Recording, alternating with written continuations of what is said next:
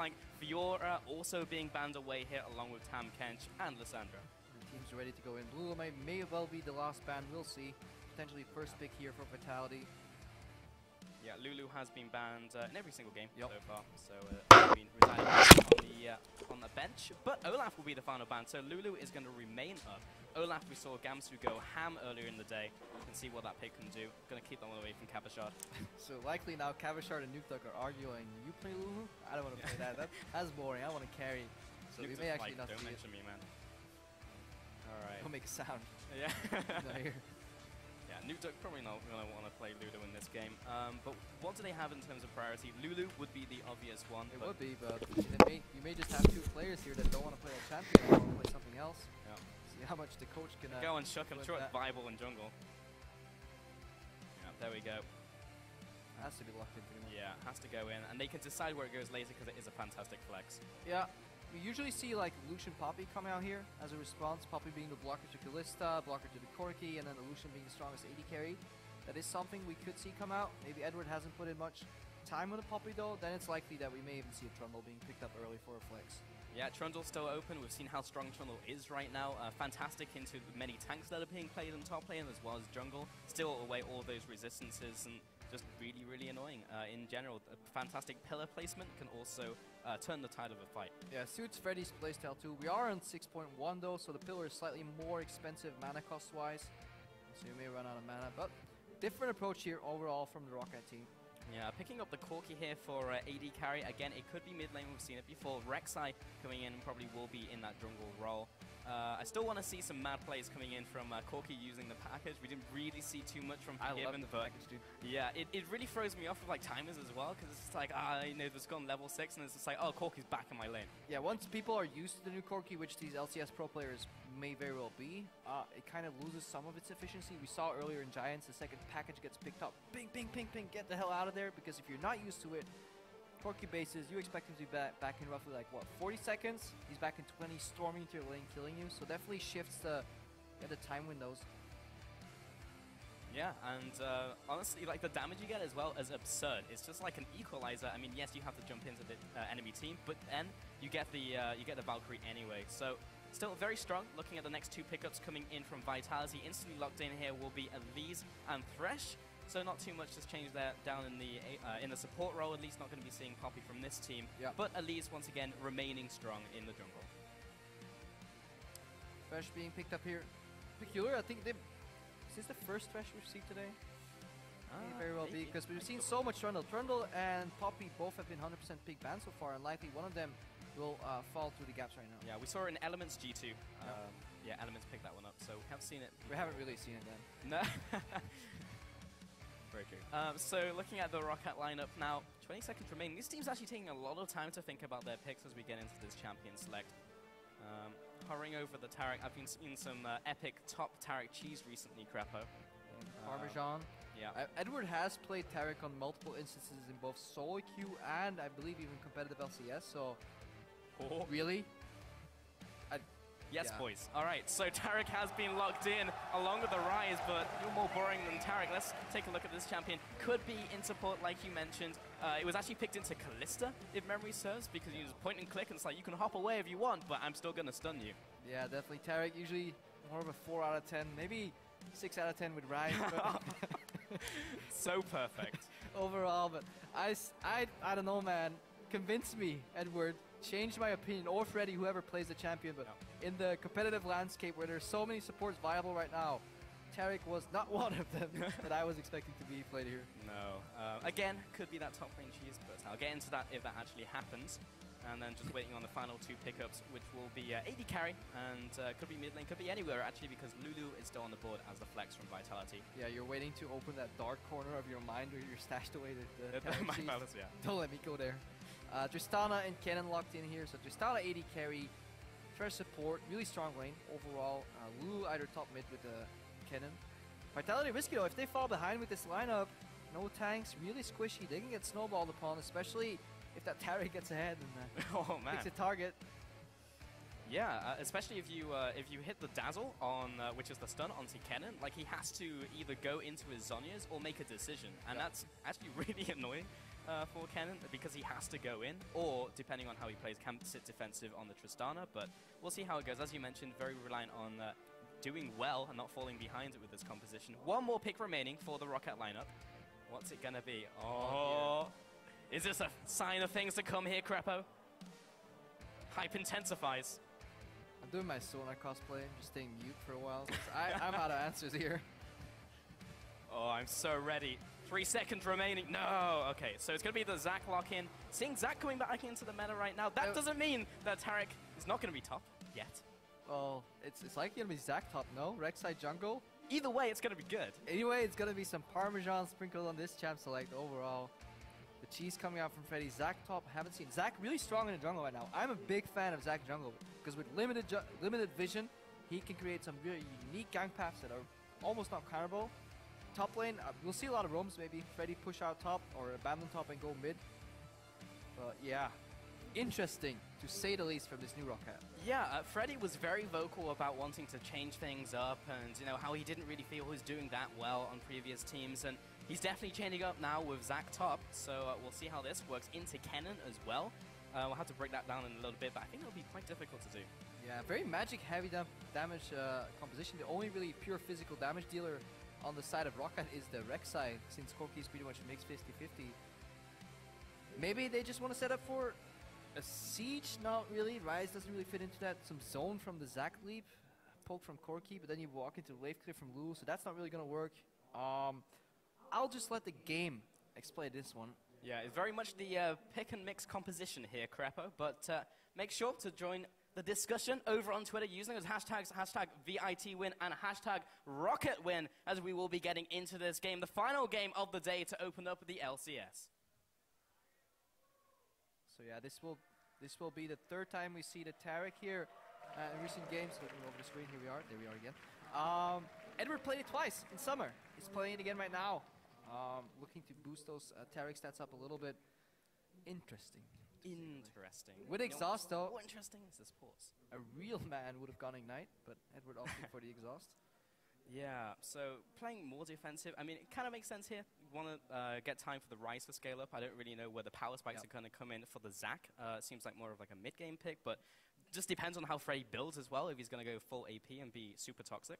Zac's just a very big nuisance, really, in the late game. His mid-game, his damage spike is definitely in the mid-game when he relies a lot on the base damages and a little bit of the magic penetration he gets. I've seen Zac tops get an early haunting guys with magic pen shoes to really get snowball. If not, they can just go tanky and just be incredibly annoying. So Zac has the opportunity here to really cancel out Cabashart's effect in team fights. He can mess with Yarn too. There is a lot of cancel though. If they have plenty of vision or even blue trinkets to scout out where the Zac is leaping from, a Flay interrupts it, a Hex can interrupt it, Wild Growth can interrupt the leap, you have Hjarna's ultimate that can interrupt the leap, so you have plenty of counterplay on the side of Vitality to deal with that Zac. But when everybody's looking at the Zac, that's maybe when Betsy wants to strike and start hard carrying these teamfights on the Rise. Yeah, quick update. Betsy does have some resolution problems with his PC, so just getting that fixed up, and hopefully we can get that going very shortly. But yeah, jumping back into the picks as well, Kennen being picked up back top as well. You can see him going for Doran's Blade, which is very standard just for the auto attack, harass, and lane.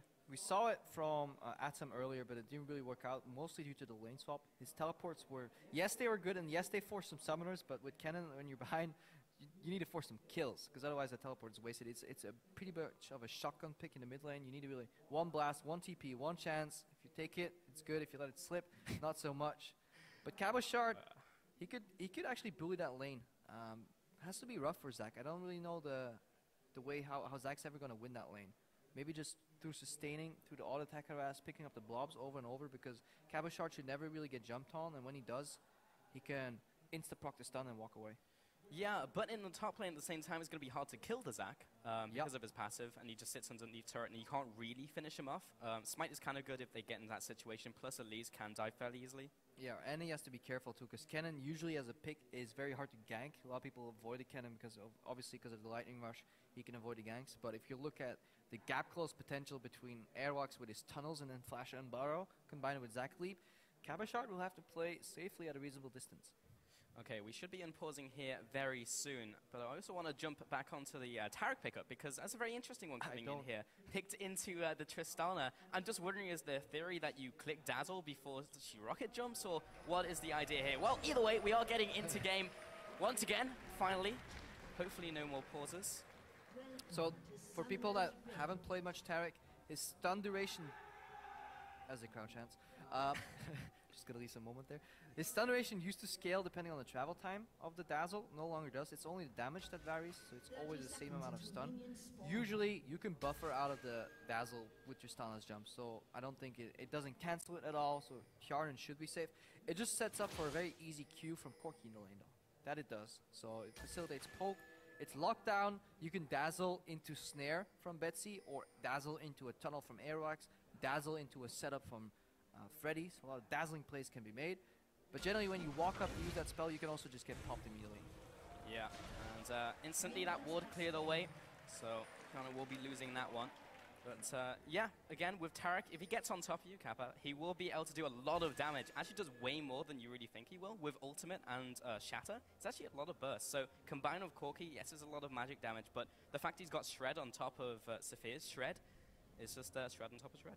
Yeah, but once that ultimate comes online, Hjarnan obviously has self-peel available with his own ultimate, and Kassin can always flay and box, so that's the problem with Tarek. He's very easily kited, and he only has 1 CC. He does stun that Krug incredibly well. Right now, Nutuk and Betsy fighting in mid lane.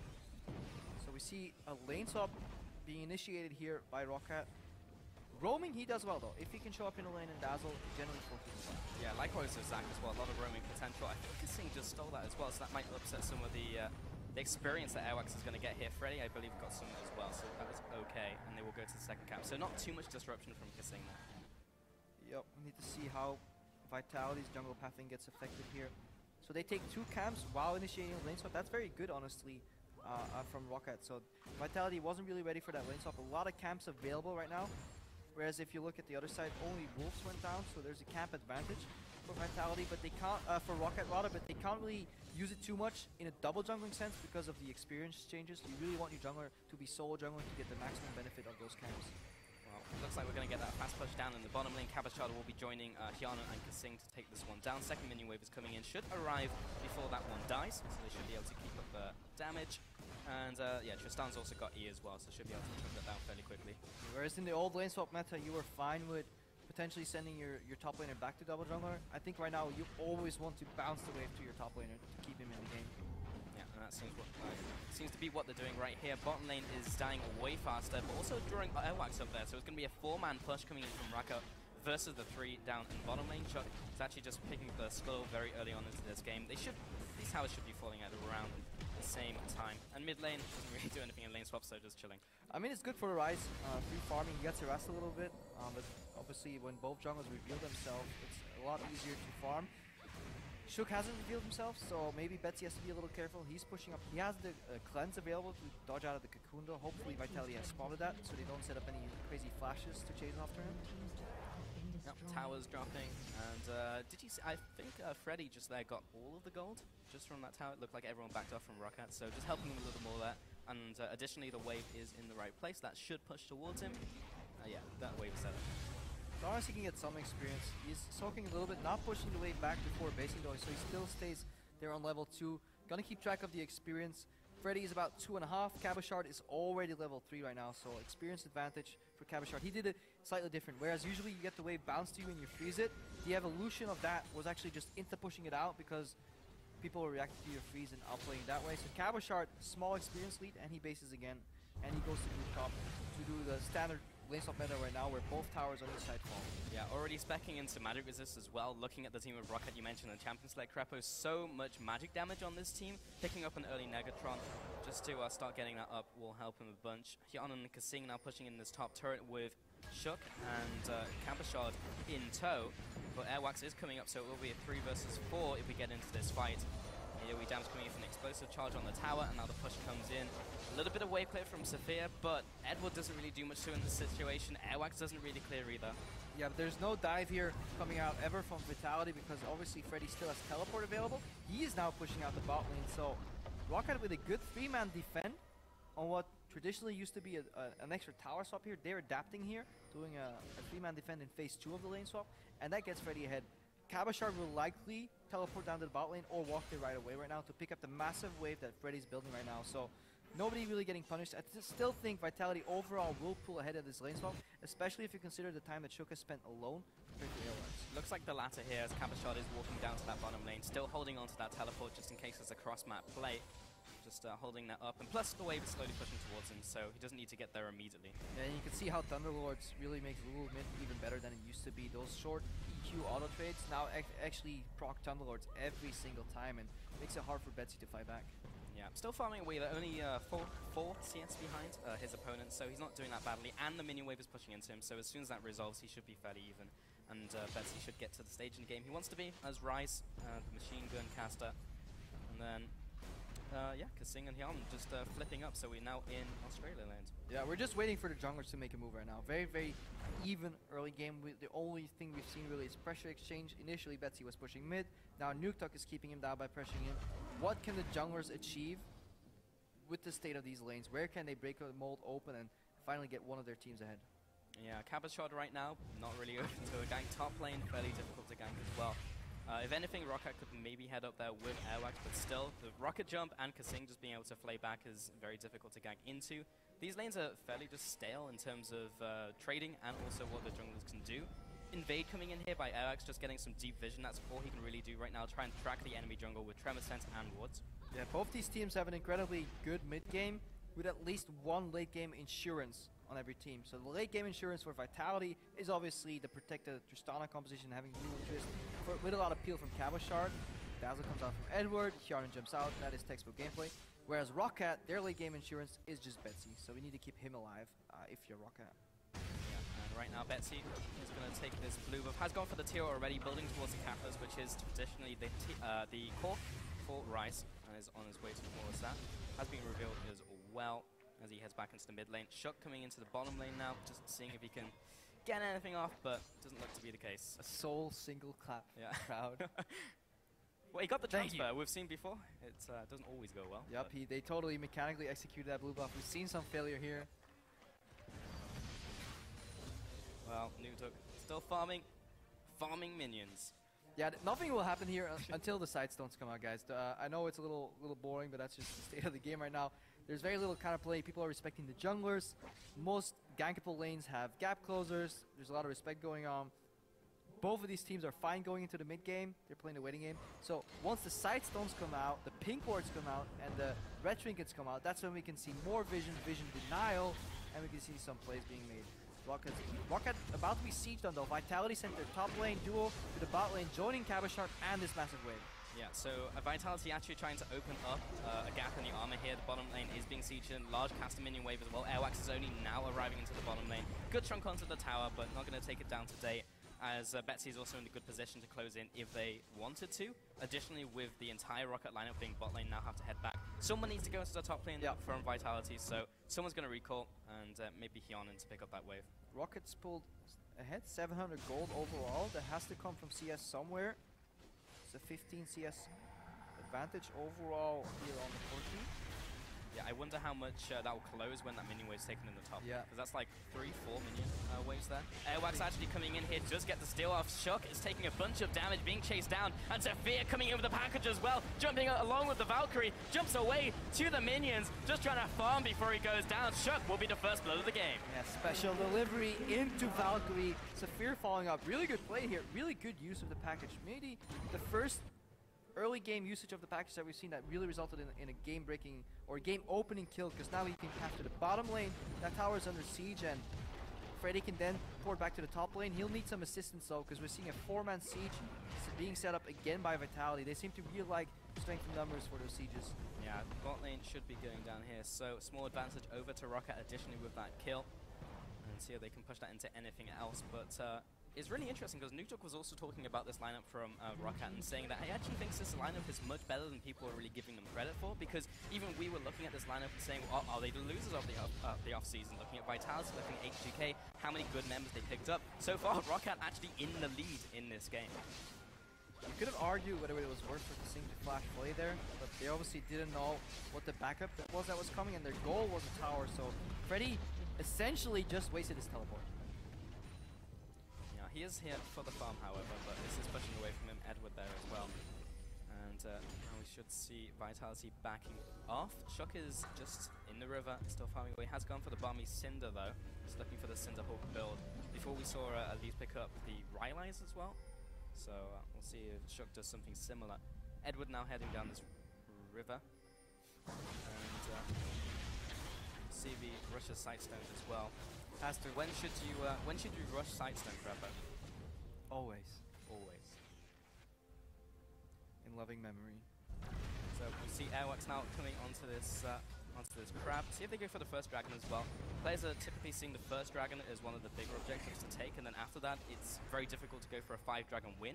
Yep. The first one is important because of the percent damage you get from it, but then the rest don't do a whole lot for you. Yeah, it's there as an exit objective. If you can pick it up along the way, you can go for second dragon, and then the third has some value in terms of movement speed, but honestly, dragon has very low priority. The only value is maybe denying your opponent to get his first. Once both teams sit on a first dragon already, there's no value in playing on the dragon. You may as well start sieging. Vision is even more important, or just setting up phase 2, like setting phase 1 of a 2-step play, more important than getting dragon right now. For sure. Saphir down here, in terms of vision, they were cutting it off just from Edward, maybe coming in from the side. And Airworks was thinking of going into the bot lane, but actually doesn't do that. Vitality ahead, 60 to 40%. Still, not as big a disparity as I was actually thinking coming into this matchup. Yeah, but looking at the way ROCCAT's taking this game, Vitality seem to be trying to force a lot of moves. Like, they're constantly grouping and sieging, but ROCCAT is fine, comfortably sitting back and actually getting a gold lead. By not breaking where the pressure is being placed by Vitality. And overall, 2,000 gold ahead right now, even with the first blood. First blood only amounts to maybe 600 gold if you take kill and assistance. So, ironically here, or unexpected rather, the better macro gameplay from ROCCAT. Yeah, and that's the interesting thing. It's macro gameplay. There's been no real like skirmishes and who edged ahead in terms of mechanics. It's literally just been on the macro game, and ROCCAT's the one coming out ahead with these players. And the first Moby boots I think we've seen today on support. Kasing not opting for the boots of swiftness. So he will go down to boots 1 speed in combat. Yeah, decides not to get Swifty in this one. Kasing coming into the mid lane with Nuke Duck. And just farming away, and I really think you just hit the nail on the head. Both of these teams are looking to get into the mid game here, Crepo.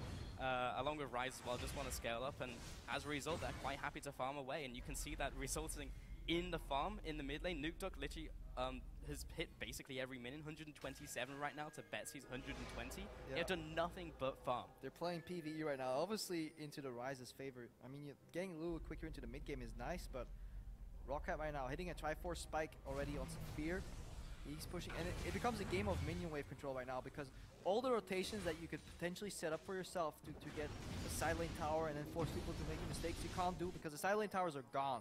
So it's very weird to play such an early open map. You almost have to go back to the stages of the 4v0 double tower lane swap meta back in, I believe, last year in spring, before we even see such a big map right now. And because you have so little wards, it's so hard to really get the vision game going. So Vitality struggling a little bit in this new meta. Well, from all the gold and all the farming that's been happening, it means they're getting to item spikes a little bit faster. The Abyssal Scepter has been picked up, that hook going just wide of Edward. Maybe it's just the zone from Tarek. Maybe that's just it. That's the answer. Yeah, the threat alone from Tarek engaging on you, man. Vitality just don't want to go for the play. And in top lane, don't get that tower either. Reminder, the package is available for Saphir if he wants to make another play. The first one went actually very well. Take a look at this as well. Herald now being picked up. Don't see that every single game. It's more of an exit objective like Dragon right now. It's like if you take an objective, you can go for Herald, or you get a kill, you can go for Herald if you just have spare time. In an open split push scenario, it's good to do, because the minions obviously they gain more attack speed overall. They look like they get buffed like the Baron buff, but remember the magic resistance doesn't go up, so using Herald to siege down mid doesn't work, because magic-based wave clearers will still shred them apart. Yeah, attack speed increased by 40%, but no resistances. Additionally, it does give you 10% extra damage. So for a split pusher, it's actually pretty sick, because you can go for those 1v1s and know that you're probably going to win, even in matchups that typically don't win. But in this game, this is going to be buffing a couple minions. Let's see, Saphir, is he going to pick up the package? That's the one question we're asking ourselves here. Yeah. Observers to the base. Track Saphir. Yep. Oh, There we go. we're off into the top lane. It's a farm. I love the fact that you can package and then Valkyrie again. A lot of people forget that. Even though Valkyrie is horribly short right now, many people fail even wall jumps because it's 600 range, I believe it's reduced to. Saphir in the top lane. It actually allows him to push on the tier 2 tower safely because nobody can stop him. He can choo-choo out of there and get back to the top side of the map. He's basing right now, puts it a big wave in the top lane. That means if somebody from Vitality responds, the rest of the map gets played 5v4. Siege in the bot lane here. We may see a big fight here with the package, with the Zac lead. Keep your eyes on it.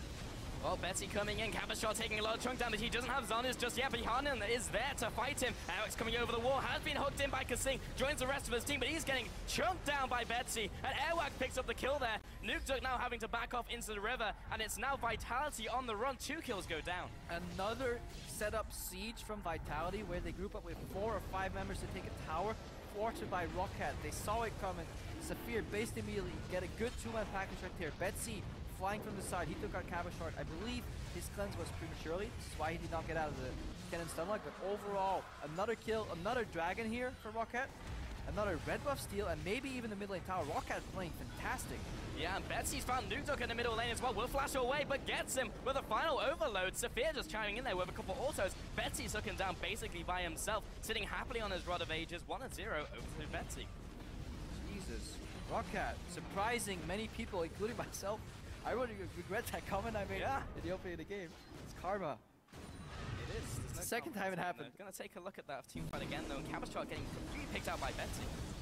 Yeah, Cabashot here stuns. Betsy, yeah, cleanse didn't really expect that much. Maybe it wasn't. No, it was not already in cooldown. Look at the damage from the package here. Shook's burning. Sing gets out. Airworks flashes after him. 2 kills, I believe, in total. So 2 kills, a dragon, a mid tower, another kill in the mid lane, making it 3. So overall, ROCCAT, getting farther ahead. Yeah, Cabashot, I was just kind of wandering around, just losing ground all over the board. If you take a look at the vision control as well by ROCCAT, starting to push into the jungle with Vitality as well. Should have known though.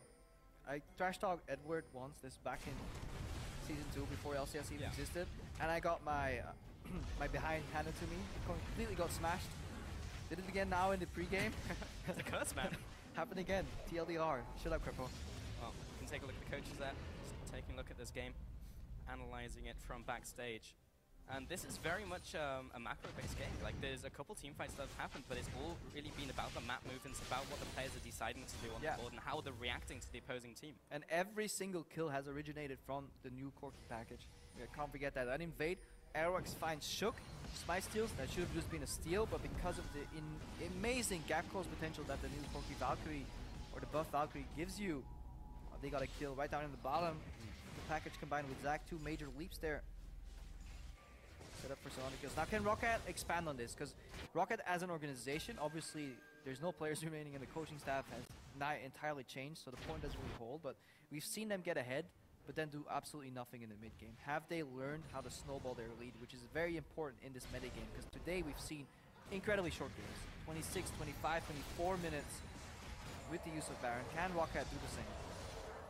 Have to see in this game, and we were talking about Zac. I'm going to hold that thought for a second, as there is a siege coming into this mid lane from Vitality, sitting on the equal towers as well, so going to try and take an extra edge here. But talking about the Zac in Champions League, we were like, this is going to be some quality Gouda, but in this game, he's not building super randomly, picking up AP, he's just going tank. Yeah, so they're adding an extra tank into the line. He's basically a threat that can always dive in your backline, and he can even do it in full vision. You saw right there, Vitality sieging, Freddy just crouches down, starts pulling his arms back, like, I'm gonna jump, just walk away, and the siege just breaks right there. So if he can start flanking later on, he can wreak havoc. So Sing will have to flay the Zac. If you don't flay or Buster Shot top lane Zac, you will have a whole lot of trouble. Yep, so Infinity Edge picked up by Hyanan as well, taking a look at the opposing item build. Saphir just going for the Trinity Force, fairly standard. Top lane just going for that Sunfire cape as well, just to carry on pushing. Yeah, Sunfire for push, and then pure magic resistance, which means he's aiming to jump on Hjarnan. If he's jumping on Hjarnan, Hjarnan can't deal damage to him. Everybody else will try and get him off Hjarnan. That means magic resistance galore, he will not die. Bot lane, Airwax is actually sieging in here. We'll be backing away. And Edward also pushing up, trying to secure that vision. And just overall, Vitality are losing a lot of ground. You can even see some red wards right in the base gate of the upper base gate from Vitality. They're just getting pushed back all over the board. It just starts getting a little harder for ROCCAT as they start pushing up because the response time from Vitality is easier from lane to lane. But ROCCAT right now, just in a good shape, chipping away at these turrets in each lane. ROCCAT doesn't have to do anything right now. All they have to do is set up the vision just like they're doing, waiting for Vitality to make a mistake.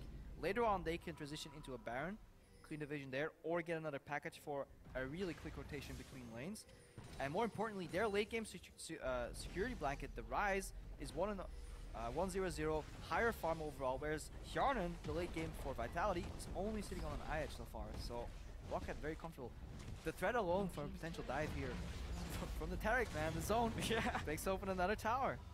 Yeah, I really want to see what happens if we do get into a team fight though, because Vitality are specifically itemizing to stop the damage coming in from ROCCAT being heavily AP based. We're now seeing that with the Aegis being picked up, mid lane even with the Fiends as the mana option, and ROCCAT just building more and more damage. So when we actually get into these team fights, which is actually going to prevail, ROCCAT with slightly more gold, you would think in theory, should be able to win out on top in terms of itemization, how the fight's going. So yeah, right now we see they cleared all the enemy jungle. They cleared their own jungle. Saphir is in base. Oh yeah, there he goes. Package. Oh. I'm pretty sure he does a global emote and reveals him for a fraction of a second. So Vitality should be aware that more damage is coming their way. Yeah, map wide Siren. And now coming into the upper river. Yeah, and the level 9 trinkets right now, sweepers get Oh, ready. we're ready. Saphir knocking Kasing back. He has to flash away immediately. A Valkyrie back to his own team, but a flash on the knocker, 1 to 3 players coming in from Vitality. The Dazzle coming in from Edward, and Freddy is here with a lockup as well. Airwalk's trying to get once again another knockup, doesn't quite find it, but everyone is chunked in from Vitality, and ROCCAT is going to be able to set up a siege. Nice and gland, of course. Casting is hard, man. I know. Just don't read Twitter. Overall, they're moving back into the Baron area, but there's too many wards still about, and obviously the 20 minutes free home guards you get can actually be very, very nasty if Kabashar can land that teleport. Freddy going back to the mid lane. First package that doesn't result in a kill. A little deep from Saphir. I have to admire his boldness, but a little bit over the top. Oof, a lot of damage coming in from the poke there, but Saphir does not go down just yet. 0 depths in this game so far. Previously named Jeebus. Showed a lot up in the Challenger series, but has picked up the rapid fire cannon on top of his Triforce. So is sitting on that 2-item spike. Freddy lucky gank in the backside, but Kasing locks him up, and Hjarnan will have to jump away. Freddy gets on top of him with the let's bounce, but takes the lantern to safety. No one will be dropping in this trade. Questionable use of Freddy's E there. Like, do you really want to jump into the enemy team when you're already behind them? Is it not wiser to save it? Kasing really good hook though. Cancels the E, then plays him backwards. Lantern goes on Hjarnan, so Vitality escaping. Gold lead is still 5,000 for ROCCAT here, and they can soon start looking at their third dragon of the game. No, first dragon actually. Second. Counting is hard. I thought they had 2 already. Yeah. What comes after 1? Yeah. But yeah, Freddy, kind of weird choice there. Decides to actually charge up the Elastic Slingshot and say, hey guys, I'm immobile, just hook me, and then gets hooked. When he could have just sat there, used Let's Bounce, and then dodged the hook perhaps, but either way, still pushed Vitality back. Got a couple summoners, but it's still only a small summoner lead. Actually, not even a lead for ROCCAT, because they utilized a lot to get these plays to happen, so now the ball is kind of in Vitality's court. Yeah, what worries me more is that ROCCAT is seemingly making plays without a goal. Usually you make a play with an objective in mind, and they're not really setting up the vision for the Baron. Because with their composition, they can make picks into face checks. If you face check into a Zac Taric, you can, it can cost you the game. But the vision isn't being set up around the Baron. They wasted their teleport prematurely. They're not really split pushing, so they're actually allowing Vitality to get back into the game. Yeah, and as you were saying on the analyst desk as well, ROCCAT doesn't need to do crazy things. They don't need to be SKT. They can go with the simple strategies and execute it well. Even talking about the lane swaps, which we saw here, and executed it fairly well. However, you don't need to go too simple, because we saw that in the EUCS Grand Finals, where Mouse and Dignitas, all they did was go for Dragon for the entire game. However, in this game, Dragon might actually not be too bad for ROCCAT to do. Maybe they take that approach and they're like, we don't have to be SKT, we can just be KT. And if you've been watching LCK, KT is still playing that same 5-dragon style, very slow game, and they eventually forced it that way. Maybe ROCCAT has a preferential gameplay of going for 5 dragons. Who knows? You see if they can finally break open the mold here, clean that vision. They have one upgraded red sweeper on Airwax. Edward has not upgraded his sweeper yet to level 9 version. Maybe forgot. Maybe he just leveled up. Maybe it's Maybelline. Maybe it is Crepo. Maybe a kill is in our future as well. That's what I'm looking forward to. Sophia and Betsy just chilling, just going into mid lane. Warded up. Pretty much everyone can see each other on the map right now, so the teams have pretty educated decisions on where they want to move next. Now there's also a... Hang on, the single one on Sophia here. Knock you out. If you don't want to sweep the wards, you can also just prevent people from walking back into the area for 2 minutes 30 seconds, and that also just takes care of most wards already because they just fade. That seems to be the approach ROCCAT are taking here. Split push, Airwax in the bottom. Cabashard can't hold him away. Freddy in the top lane jumps on Kjarnan. It's actually a lot of damage. Remember, he's building full tank, so he's not going to get to burst off, but they found him once again, and the Dazzle Man locks him down and secures yet another kill for ROCCAT. Oh, Edward being pulled in, but it's Airwax who is just in the base of Vitality, dueling Cabashard. Kasing and Kjarnan have been pushed back here, and now the top tower will go down to ROCCAT. Yeah, and this was the result of the vision around Baron fading, Vitality trying to get in there, get more wards, and ROCCAT, yeah, they were lost in rotation. They catch him right there. Now they can default backwards to the Baron buff, or to the Baron to get that buff. Airwax can come over with his ultimate if he just finds a tunnel. Bottom right, there's a tunnel available for him. Are they doing Baron without the jungler? Maybe. Edward just recalling there. You're actually doing... Wow. We've seen this in Challenger Series before, actually. We had a jungler who would build Black Cleaver and just split push all day. I believe it was Dan. But Edward coming in here. There's the Dazzle. Chasing him down, but the teleport now coming in as well by Cabashard. Doesn't have the extra movement speed. War flash into the enemy team. And Freddy taking a bunch of damage, but he still has his passive. Airwax has been locked up, but he's away as well. And ROCCAT get out unscathed with the Baron. Oh, Sophia now heading back to base. Everyone's just going to trade in all of that gold. 5 kills in this game, but the macro game has been so incredibly good by ROCCAT. I think Nuketalk used Wild Growth. That knocked, I believe it was Freddy backwards, and it put him out of range from Kasing's hook. Very, very interesting interaction. So Kasing was going for a max range hook, but Wild Growth knockback prevented that overall. So that's why Vitality didn't get a single kill on ROCCAT. 5-0 so far. Pick up a Baron. Don't even need their jungler for it. They're exceeding all expectations, including my own. Yeah, I think a lot of people's honestly crap out. Now Sophia once again with the package has done really well with this actually. Has gotten multiple summoners and set up multiple kills. Now into the game, may not want to be the only form of engage. Now they have Zac. You just use it to rotate, man. Yeah.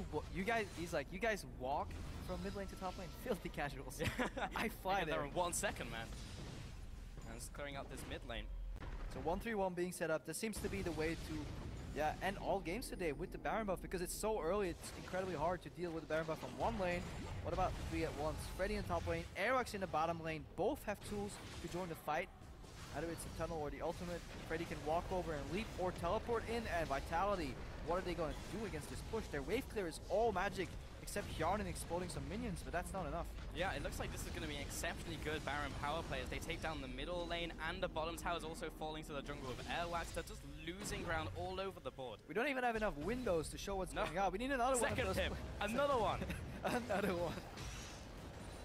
Hooks the cannon. Yeah, that's the only way to deal with those super cannons right now. We see Freddy moving to the mid lane. If there's no wards across the wall, the zone that Zac gives you while sieging is enough. And then bot lane breaks open. They can take the inhib, rinse and repeat. The game might very well end in about 3 or 4 minutes. Man, everything is just falling. And the bottom lane as well is just being slowly chunked away, and Vitality, if they want to stop this, they just have to hard engage, but previously that hasn't gone very well. Airwax not even hooked in, the tunnel was just coming out there, and Kasing was not in time. ROCCAT, you smart, you very smart. Not gonna do it. No loyal though, all their players left. Too good, man. But yeah, I'm getting a little worried about this cannon pick. This is the second time we've seen cannon pick today. Both in the lane swap. It might be an incredibly strong laner, but in the lane swap it seems so slow and only reliant on a teleport flank, and they just seem too predictable right now. Hasn't worked out for either team that chose to use the cannon overall. Not really. So Shock now going for this blue buff. It's actually just resetting. Edward now coming in, and he will be threatening him. But honestly, that's Tarek pick. The funny thing is, we've been talking about like the dazzle coming in and locking people up. Is one assist in this game. What? That being said, that is 20% of the kills has happened in this game. But Good math. yeah, thank you very much, Grandpa. Yeah, I mean it's the zone, right? People are too afraid to even fight him right now. Fair. That's the dazzle. It does set up for, okay, all joking aside, if you land the dazzle, it sets up for more follow-up damage, especially the artillery gun that is Betsy right now in the late game. Hjarnan struggling to finish his third item. Betsy already has 3 and has an other like NLR finished, aside from some very expensive boots, so he's just gonna wreak havoc. Airwax. Hjarnan, actually a lot of damage coming in from Airwax. He's gone for the Mortal Mortius, and that alone was enough to chunk Hjarnan out. We'll have to go back to base. Take a look at that Baron play we were talking about earlier, 2,500 actually on the side of ROCCAT, so not too bad. Yeah, 2.5k, lowest Baron power play of the day, below the summer split average, but honestly it doesn't matter. They got an inhibitor. Probably this low because they already had so much already established on the map, and as you go deeper in the lane for the towers, they get worth less and less and less. So that explains it. They did enough though. They broke up in one lane, they chunked another one, setting up for a second tower here, picking up the base. No juke. The hooks are just not connecting, but yeah, Kasing just expecting the juke, maybe it doesn't happen, that type of stuff. But still in the bottom lane, when the jungler is dueling the top laner, have a problem. Yup, Fear goes mid. Betsy, you don't want to get near that. Tower drops immediately. Airwax is already on the Nexus tower, skipping a step. Like Vitality, you have to do something, otherwise you just lose the game right here. Hjarnan gets a little bit of damage onto Betsy, but that's all you can do. 10,000 gold behind right now, and Vitality need to pull the trigger. So Vitality is going to speed up and shield Hjarnan. He has to juke the skill shots that come in, do some damage, then Kavashard has the flash ultimate and pray that Freddy somehow gets cancelled in the AoE. That's the only thing he can do. Airwax is split, but Kavashard is going to deal with him. Just breaking open the base here. Airwax doesn't actually go for the tower. Look at top right now. The flashes the hook. Just taking everything away. The flash comes away. That was the entire lineup of Vitality responding to the jungler split push. Sophia now just backs away with the rest of the team, taking the tower bit by bit. And ROCCAT are probably just going to close out the game very shortly. Sophia probably just have a lot to of go gold. back to base fairly soon because he is out of mana. And there is no package, so he can't get in there super quickly. But the tower goes down. Airwax just took a Nexus turret. Don't get greedy, right? This is the point where you can still control the game. Look at all the tunnels. And then they base. Just gonna check right now what they're sitting on. Yeah, they have about around 6,000 gold, I believe, to spend here in base. Don't really need it. Just need more mana. Sephiroth's out of mana. So you have another package. Don't think one is available just yet. Yeah, soon. ROCCAT just chilling their base and it's like, let's wait for the package for our next play. But not right now. Styling finish. Yeah. Expect a backdoor, the best backdoor of all time? No. Yeah, the fight happens in like mid lane. It's like, I'm going out, I'm going in, man. Just splits everybody apart, just like Moses splits the Red Sea. It's like the entire team fight breaks open. I'm going straight into the base. Yeah. The game-winning play. That's there what we want to be ready for this to happen. The package is live. This entire team pump, the zone from Dazzle, the zone from Freddy's League, it's all been set up. It's been an elaborate plan. Saphir picks up the package. Here we go. See everyone converge on mid lane now and set this play up for Sophia. Almost like the Mighty Ducks when they go in with a V. Do you even know that movie? Are you old enough for that movie? Okay. Jesus Christ. So the Mighty Ducks, they strike in a V formation, and then the guy from the backside, he slides in between and then just goes in a very nice montage style to finish the game, and they all cheer. Yeah, that is Sophia right now. He's a Mighty Duck. Luckily, I do know the reference because I know Stress talks about it a lot in the office. So. Before my time, unfortunately. Going for this Baron, once again. I mean, if Kavashard can cancel Airwax and then teleport in, maybe. Hjarnan, this is kind of the chance, like everyone is kind of stuck in this Baron pit, but Freddy going for this fight, jumps in, there's the flay, knocks him backwards. Hjarnan gets deleted before the fight really begins. Kavashard in the back lines, lots of damage coming in, but it's not quite enough to finalize a kill. Finally gets the kill onto Sophia, and Edward is now dropping low, but it doesn't matter. They pick up the 3 kills onto Vitality. Shook now running away with his tail between his legs, but Freddy now teleporting into this space. This could be curtains for Vitality. Yeah, good setup. Lantern gets thrown in to teleport into the back line from Kavashard with the home guards, but it's too little too late. By the time he arrives, Hjarnan's already down. Betsy, Freddy, Edward, and Airwax looking to finish the game. No package delivery right now because Saphir is dead. Yeah, unfortunate, but 20 seconds remaining on Hyana. They can't defend. ROCCAT closing in to close in with the win. The curtain call comes down, and ROCCAT bring this one home. 8-1 in kills, and the first win on the board.